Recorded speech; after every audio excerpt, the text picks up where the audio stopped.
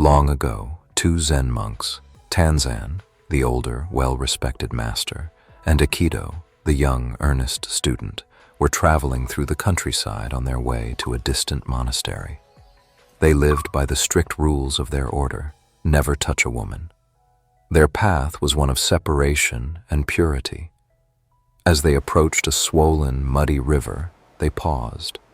On the riverbank stood a beautiful young woman, dressed in silk, unable to cross. The river was too swift and the mud too deep for her delicate sandals. She was anxious, frightened, and weeping. Aikido, the younger monk, immediately turned his gaze away, reciting his vows to himself, fearful of breaking the sacred rule.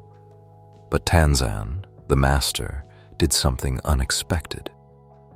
Without a word, he walked over to the woman, lifted her high onto his shoulders, and waded deliberately across the fierce river.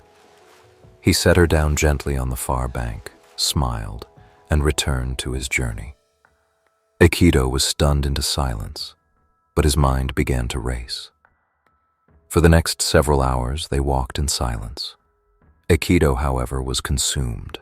The master's action, the breaking of the vow, was heavy in his mind. He couldn't meditate. He couldn't enjoy the passing scenery.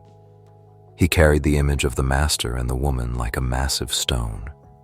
Finally, as the sun began to set, the tension was too much.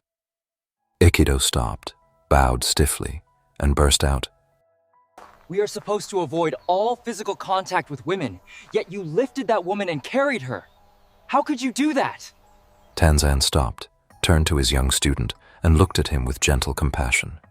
He paused for a moment, then replied, simply, Aikido, I set the woman down back at the river crossing.